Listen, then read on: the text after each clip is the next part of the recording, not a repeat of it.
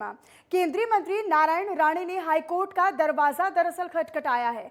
आपको दरअसल बताते चले कि बीएमसी के नोटिस के खिलाफ राणे ने हाईकोर्ट का रुख किया है। वहीं नारायण राणे को बीएमसी ने नोटिस भेजा है। उन्हें अपने मुंबई के जुहू वाले बंगले में अनधिकृत निर्माण को हटाने के लिए कहा गया है और इसके लिए नारायण राणे को 15 दिनों की मोहलत यानी 15 दिनों का वक्त मिला है।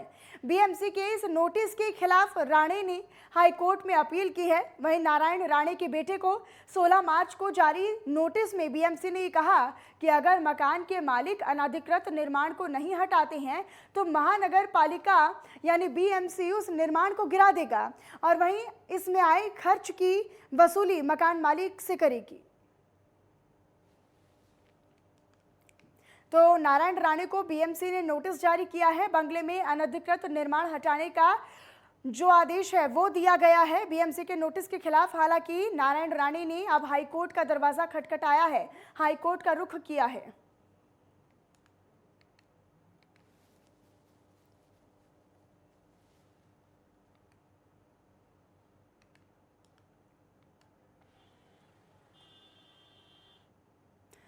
और राजन मिश्रा हमारे संवाददाता सीधे हमारे साथ फोन लाइन पर जुड़े हुए हैं ज्यादा जानकारी और अपडेट के लिए। राजन, केंद्रीय मंत्री नारायण राणे ने हाईकोर्ट का दरवाजा खटखटाया है, क्या कुछ ताजा जानकारी, क्या कुछ पूरी अपडेट? देखिए, बीएमसी के जो अधिकारी हैं, एक वक्त बीएमसी के जो अधिकारी थे वो अधिकारी केंद्रीय मंत्री नारायण राणे के घर पे 21 फरवरी को गए थे, जहां सीआरजेड के नियम के तहत ये कार्रवाई की गई थी। और ये पहले तो इन्वेस्टिगेशन किया गया, वो जांच की गई कि क्या वो सीआरजेड क्या वो उल्लंघन करते हैं, लेकिन जिस तरीके से ये पाया गया और अब बीएमसी ने उनके घर पर नोटिस भेजा है और उन्हें बाकायदा 15 दिनों की मोहलत दी है। और ये भी कहा गया है कि अगर मकान के मालिक निर्माण को नहीं हटाते हैं तो महानगर पालिका उस निर्माण को गिरा देगी और बीएमसी अगर वहां पे तोड़फोड़ करती है तो उसका भी जो खर्च है वो नारायण राणे को देना होगा। और राजन, जिस तरीके से बीएमसी की तरफ से बातें कही गई हैं कि जो जुहू में स्थित उनका बंगला है उसमें अनधिकृत निर्माण किया गया था, जिसको हटाने के लिए कहा गया है बीएमसी ने नोटिस में, तो कब तक की मोहलत दी है? हालांकि जानकारी मिल रही है कि 15 दिनों की मोहलत दी है, क्या कुछ इसे एक्सटेंड करने के बारे में भी जानकारी है? देखिए, महाराष्ट्र की राजनीति में जो महाविकास आघाड़ी के जो नेता हैं उनका ये कहना है कि ये जो है कार्रवाई उनके ऊपर पहले से चल रहा है। लेकिन नारायण राणे का ये कहना था कि मेरा जो बंगलो वो काफी समय से बंगलो था और कभी भी ये कार्रवाई नहीं की गई और ऐसे में ये बदले की राजनीति है। बीजेपी के जो तमाम बड़े नेता हैं उनका ये कहना है और अभी जो है 15 दिनों की मोहलत दी गई है और ये कहा गया है कि जो भी सीआरजेड के उल्लंघन अगर आप करते हैं तो वो आप अपने बंगले की जो तोड़फोड़ है आप खुद कर ले। अगर बीएमसी वहां पर आती है, अगर तोड़फोड़ करती है तो उसका खर्च नारायण राणे को देना होगा और बाकायदा 15 दिनों की मोहलत भी दे। लेकिन राजन, नारायण राणे के बेटे को भी 16 मार्च को नोटिस दिया था बीएमसी की तरफ से। उसमें कहा गया था कि अगर मकान मालिक का जो है वो अनधिकृत निर्माण को नहीं हटाते हैं तो महानगर पालिका जो है वो अब उस निर्माण को गिरा देगी। बिल्कुल, देखिए, नारायण राणे ने इस पूरे मामले को लेकर कहा है कि हमारा कोई भी इलीगल नहीं है, हम सीआरजेड का जो नियम है हम उसका उल्लंघन नहीं करते। हमने बाकायदा एक ऑफिशियल आर्किटेक्ट है, हमने उनके थ्रू ये पूरा डिजाइन किया और हमने ये पूरा जो है घर तैयार किया। इतने सालों से हमारा घर है, कभी भी ये कार्रवाई नहीं हुई है और ऐसे में अगर ये कार्रवाई हो रही है तो ये बदले की राजनीति है। और इसको लेकर कहीं ना कहीं नारायण राणे ने हाईकोर्ट के पास गए और उन्होंने बाकायदा यहाँ पर एक याचिका भी दायर किया है। ठीक राजन, अपनी नजर लगातार बनाकर रखिएगा इस खबर पर, आगे भी आपसे जानकारी लेते रहेंगे। बहरहाल बहुत बहुत धन्यवाद राजन आपका इस तमाम जानकारी और अपडेट के लिए। और वहीं भारत में आज महान मराठा योद्धा छत्रपति शिवाजी महाराज की 392वीं जयंती मनाई जा रही है। पूरा देश छत्रपति शिवाजी महाराज को उनकी जयंती के खास अवसर पर याद कर रहा है। वहीं पूरे महाराष्ट्र और पुणे में भी बड़े उत्साह और खुशी के साथ इस जयंती को मनाया जा रहा है। शिवाजी महाराज की जन्मभूमि शिवनेरी पर कल रात से ही लोगों की भीड़ जमा हुई है और यहाँ पर हजारों लोग दर्शन के लिए आते हैं। वहीं पार्थ पवार के समर्थक पिंपरी चिंचवड़ के कार्यकर्ता आज सुबह से ही रायगढ़ किले पर जाकर कूड़ा कचरा जमा कर सफाई कर स्वच्छ भारत का संदेश भी देते नजर आ रहे हैं।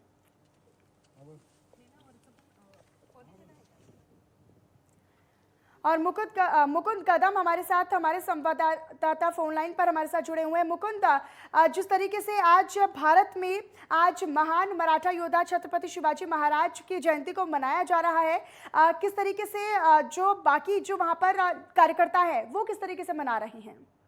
देखिए, ये तो महाराष्ट्र का बहुत बड़ा त्योहार बोला जाता है कि क्योंकि शिव छत्रपति महाराज की जन्मभूमि कर्मभूमि सारी महाराष्ट्र के अंदर ही है और ये शिवनेरी किले पे उनका जन्म हुआ था। तो जहाँ पे उनका जन्म हुआ था, महाराष्ट्र ही नहीं पूरे देश से बहुत सारे भाविक यहाँ पे शिवनेरी गढ़ पे आ जाते हैं। उसके वजह से वहाँ पे आने के बाद वहाँ पे लोग अपने हाथ में प्लास्टिक की बोतल हो या कुछ कागज हो या कुछ चीजें हो वो यहाँ वहाँ फेंक देते हैं। तो ऐसे में वो इतने बड़े महान छत्रपति शिवाजी महाराज की जयंती है और साथ में ये सोचा था कि और किसी का ध्यान नहीं जाता है। तो पिंपरी चिंचवड के कुछ कार्यकर्ताओं ने मिलके ये तय किया कि शिव जयंती हम इस साल अलग तरीके से मनाएंगे। हर कोई आता है, हार पहनाता है या और किसी न किसी तरीके से मनाता है, पर हम कुछ अलग करेंगे क्योंकि पिंपरी चिंचवड एक बड़ा शहर है और यहाँ का जो माहौल है वो अलग ही है। तो यहाँ पे स्वच्छता के बारे में कुछ न कुछ सोचा जाए और साथ ही में आयुक्त ने लोग इस खास अवसर पर, चूंकि छत्रपति शिवाजी महाराज की जयंती है और ऐसे में खास तौर पर यहाँ पर साफ सफाई को लेकर खास तौर पर जागरूक किया जा रहा है लोगों को और कहीं ना कहीं एक सकारात्मक संदेश कहीं ना कहीं समाज में देता है। मुकुंद जी हाँ, जी मनीषा जी, कैसे है कि हर कोई सिर्फ आता है, सिर्फ उनके ऊपर छत्रपति शिवाजी महाराज का जन्म है इसलिए आता है, पैर पड़ता है। जैसे कि ये शिवनेरी गढ़ पे एक तो पहले हर साल में 2 बार ये जयंती मनाई जाती है। एक तो आज तिथि के अनुसार है, पर लोगों की भीड़ इतनी होती है दोनों टाइम पे भी कि पूछो मत कि वहां पे बहुत ज्यादा लोग आ जाते हैं, पर आने के बाद उनके तरफ से कुछ स्वच्छता के लिए कुछ देखा नहीं जाता है। तो ये पिंपरी चिंचवड के कुछ कार्यकर्ताओं ने मिलकर ये तय किया और इस साल उन्होंने झाड़ू मार के या वहाँ का कूड़ा कचरा उठा के कार्यकर्ताओं की और लोगों की एक सकारात्मक पहल भी है जिससे कि स्वच्छता को लेकर जागरूकता फैलाई जाए और कहीं ना कहीं लोग सजग नजर आए। मुकुंद, बहुत बहुत धन्यवाद आपका इस तमाम जानकारी और अपडेट के लिए। और वहीं मुंबई के कलवा में भारत गैस एजेंसी कार्यालय में सिलेंडर में ब्लास्ट हो गया। बताते चले कि इस पूरे हादसे में 4 श्रमिक गंभीर रूप से घायल हो गए हैं और हादसे में सभी श्रमिक 80 से 90% तक जल गए हैं। फिलहाल सभी घायलों को गंभीर अवस्था में CSM अस्पताल में इलाज के लिए भर्ती करा दिया गया है और हादसे की जानकारी मिलने पर बचाव वाहन के साथ साथ कलवा पुलिस भी मौके पर पहुंची है, साथ ही साथ फायर ब्रिगेड की टीम भी मौके पर पहुंची है। तो सभी को अस्पताल में इलाज के लिए भर्ती करा दिया गया है, जहां पर इलाज सभी घायलों का चल रहा है। आपको बता दें कि इस पूरे हादसे में कम से कम 80 से 90% तक जो वहां पर लोग थे मौजूद वो जल चुके हैं और कहीं ना कहीं गंभीर हालत उनकी हो चुकी है और उसी को देखते हुए उन्हें अस्पताल में भर्ती कराया गया है। इस हादसे में 4 लोग गंभीर तरीके से घायल हुए हैं। राजन मिश्रा हमारे संवाददाता हमारे साथ जुड़े हुए हैं। राजन, मुंबई के कलवा में भारत गैस एजेंसी कार्यालय में ये सिलेंडर ब्लास्ट हुआ, अभी क्या कुछ ताजा अपडेट और जानकारी आपके पास? देखिए, ये मुंबई से सटे थाने की ये घटना है और बीती रात करीबन 11:30 बजे आनंद विहार जो भवन है वहां पर की ये घटना है, जहां पर भारत गैस एजेंसी कार्यालय में एक बहुत ही दर्दनाक विस्फोट हुआ और जिसके बाद जो है जिसकी 4 लोगों की बात हो रही है उनका जो अभी हालत है वो गंभीर रूप से घायल है और करीबन वो 80 से 90% वो जल चुके हैं।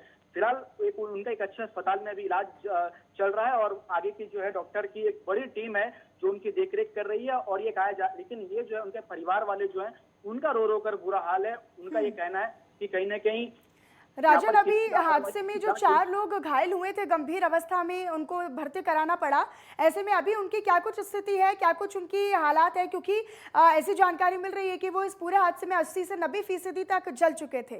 बिल्कुल बिल्कुल, देखिए अभी से करीबन 1.5-2 घंटे पहले जब डॉक्टर से बातचीत हुआ था तो जो डॉक्टर ने कहा था कि उनकी हालत काफी गंभीर है, लेकिन एक डॉक्टर की हाई प्रोफाइल वहां पर टीम आई है जिनकी देखरेख में उनका इलाज चल रहा है, लेकिन उनकी जो हालत है वो काफी ज्यादा नाजुक है, काफी गंभीर उनकी हालत है इस वक्त अभी। और राजन, इस हादसे में कितना नुकसान यहाँ पर गैस एजेंसी कार्यालय को हुआ है लगभग? देखिए ये कितना नुकसान हुआ ये कहना भी मुश्किल होगा, लेकिन अभी जो पूरा फोकस है वो 4 पेशेंट के ऊपर है। और कितना नुकसान हुआ ये कह पाना भी मुश्किल होगा, लेकिन आने वाले वक्त में ये थोड़ी देर के बाद ये भी पता चलेगा कि कितना नुकसान हुआ है। ठीक राजन, लेकिन बहुत बहुत धन्यवाद आपका इस तमाम जानकारी के लिए। आगे भी आपसे अपडेट लेते रहेंगे। तो हादसे में 4 लोग गंभीर रूप से घायल हो गए हैं, हालांकि सभी को अस्पताल में भर्ती करा दिया गया है। आपको बता दें कि इस हादसे में 4 लोग गंभीर रूप से घायल हैं, जो कि जानकारी मिल रही है कि 80 से 90% तक ये 4 लोग झुलस चुके थे इस सिलेंडर ब्लास्ट में। हालांकि अभी कितना नुकसान कार्यालय को हुआ वो अभी तक साफ नहीं है। तो भारत गैस एजेंसी कार्यालय में ये हादसा हुआ। कोरोना के कारण पिछले 2 सालों से बंद पड़े राजीव गांधी चिड़ियाघर फिर से खोल दिया गया है। पर्यटक सुबह 8 बजे से ही टिकट के लिए लाइनों में लगे हुए थे। वहीं राजीव गांधी चिड़ियाघर 2 साल बाद जनता के लिए खोल दिया गया है। पर्यटकों से बात करते हुए ये देखा गया कि इस बात से पर्यटक काफी उत्साहित और खुश नजर आ रहे हैं। वहीं चिड़ियाघर प्रशासन ने भी पर्यटकों का गुलाब के फूल से उनका स्वागत किया है। चिड़ियाघर के अधिकारियों के साथ ही साथ कर्मचारियों ने भी पर्यटकों का स्वागत इस दौरान ये किया।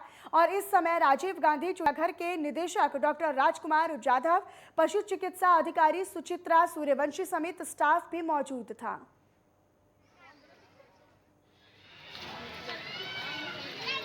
14 मार्च 2020 को जू बंद हुआ था पब्लिक को, और कोरोना पैंडेमिक में बंद ही था।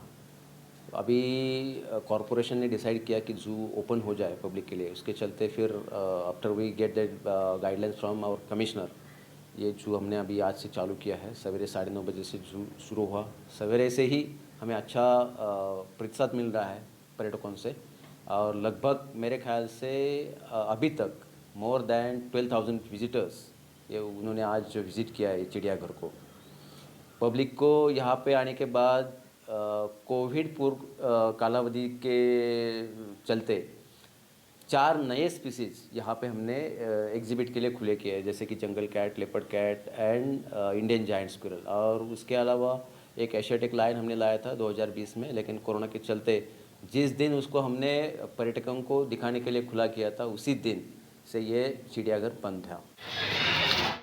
और मुकुंद कदम हमारे संवाददाता फोन लाइन पर हमारे साथ जुड़े हुए हैं। मुकुंद, इस समय राजीव गांधी चिड़ियाघर को खोल दिया गया है आम पर्यटकों के लिए, किस तरह की खुशी और उत्साह पर्यटकों में और लोगों में नजर आ रहा है? जी मनीषा जी, ये देखिए, ये पुणे का ये बहुत बड़ा चिड़ियाघर है। ये पूरा 130 एकड़ में फैला हुआ चिड़ियाघर है।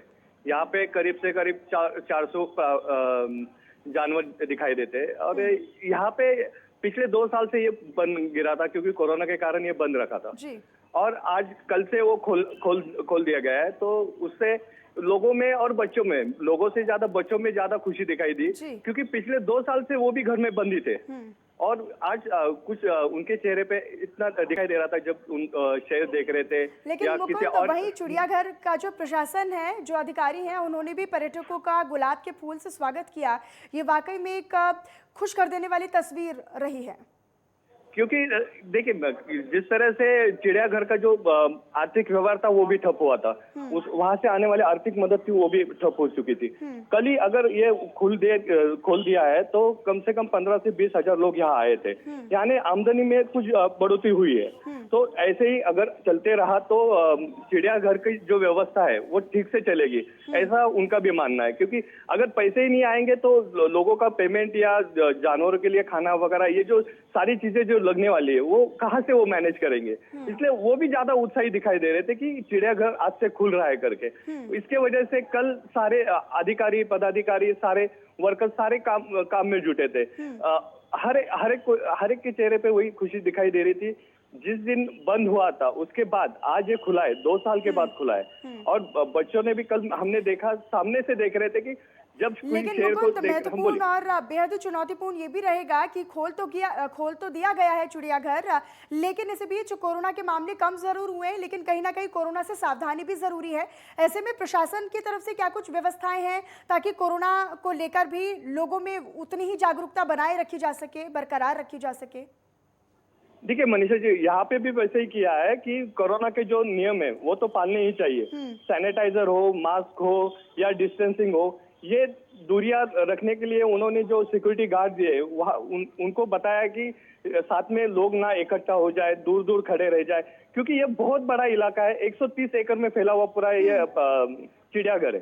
तो यहाँ पे कम से कम 20-25 हजार लोग भी आते हैं तो भी वो कहीं ना कहीं जगह बहुत होने की वजह से कुछ प्रॉब्लम नहीं आएगी, दिक्कत नहीं आएंगे, इसलिए खोला है तो अच्छी बात है। पर उसके लिए प्रशासन के साथ में उन्होंने मास्क और सैनिटाइजर भी साथ में रखने की उन्होंने लोगों से अपील की हुई यानी है। कोरोना को लेकर पूरी तरीके से प्रशासन की तरफ से व्यवस्थाएं कर ली गई हैं ताकि किसी तरह से कोई कोताही या फिर लापरवाही लोगों के द्वारा ना बरती जाए। मुकुंद, आपका बहुत बहुत धन्यवाद इस तमाम जानकारी और अपडेट के लिए।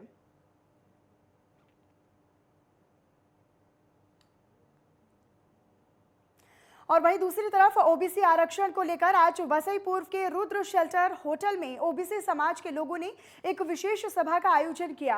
दरअसल आपको बताते चले कि कार्यक्रम केंद्रीय मंत्री कपिल पाटिल की अध्यक्षता में किया गया। इस दौरान विधायक हितेंद्र ठाकुर, महापौर राजीव पाटिल, विधायक राजेश पाटिल, सांसद राजेंद्र गावित, विधायिका मनीषा चौधरी समेत सभी पक्ष के नेता मौजूद रहे। वहीं दूसरी ओर आयोजन में शामिल लोगों ने ये कहा कि महाराष्ट्र में राजकीय आरक्षण रद्द किए जाने से ओबीसी समाज के नेतृत्व करने वाले सदस्यों पर असर और प्रभाव पड़ रहा है।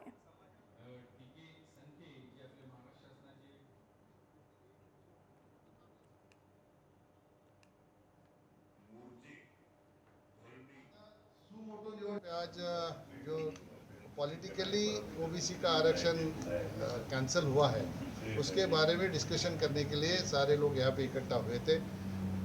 राज्य सरकार ने विधानमंडल में एक कायदा पास करके उसमें फिर से ओबीसी का आरक्षण मिले, इसलिए जो चुनाव आयोग के जो अधिकार थे चुनाव करने के, प्रभाग बनाने के, वो सारे अधिकार एक कायदा बना के सर्वपक्षीय लोग एक साथ में आके उन्होंने जो कायदा बनाया वो कायदे से फिर से राज्य सरकार के पास वो आए, क्योंकि चुनाव आयोग को संवैधानिक दर्जा है और संवैधानिक दर्जा होने के कारण वही आपत्ति अगर नहीं है तो 6 महीने के अंदर उसका चुनाव करना है, ऐसा कानून है।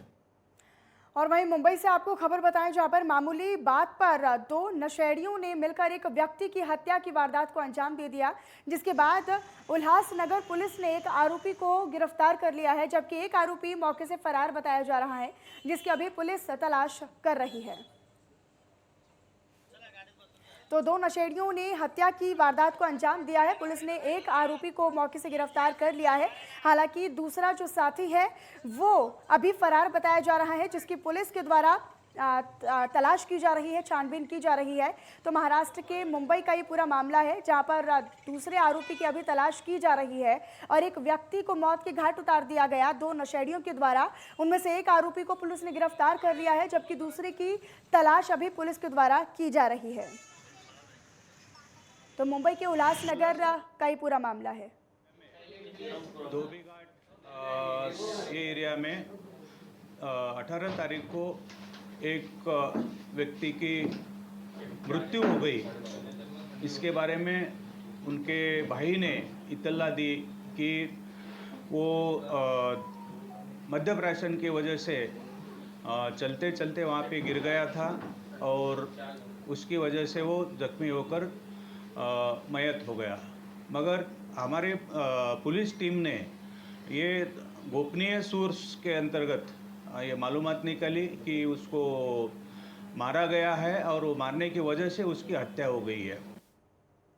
और वहीं दूसरी तरफ नांदेड़ के गंगा नगर के निवासी फर्नीचर व्यापारी को एक रात अचानक किसी बदमाश का फोन आया और 10 लाख की फिरौती की मांग करने लगा।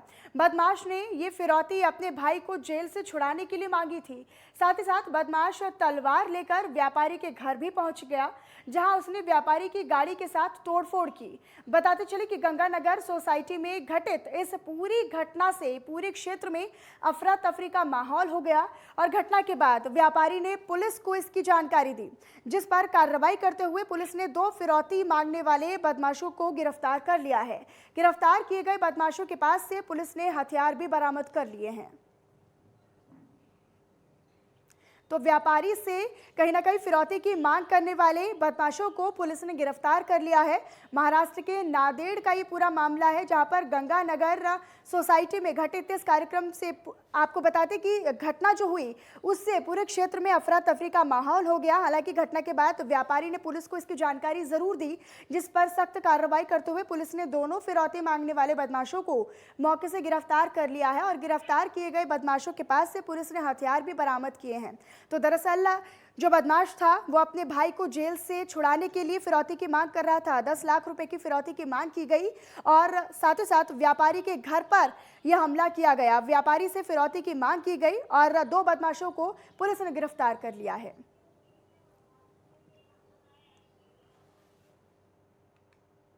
पुणे ग्रामीण परिसर में वन्य जीवों का आबादी में घुसने का सिलसिला लगातार जारी है। चाकन क्षेत्र में कंपनी में तेंदुए ने दस्तक दी है। वहीं चाकन MIDC स्थित मर्सिडीज बेंज कंपनी में तेंदुआ घुसते हुए दिखाई देने से हड़कंप मच गया।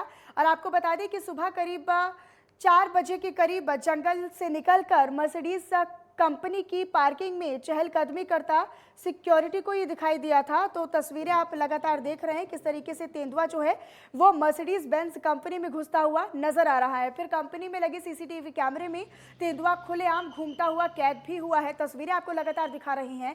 इस कंपनी में बड़ी संख्या में कर्मचारी काम करने के लिए पहुंचते हैं और वहीं तेंदुए की दस्तक से कर्मचारियों में दहशत का माहौल और भय का माहौल बना हुआ है और सभी कर्मचारी तुरंत घबराकर बाहर निकल आए हैं।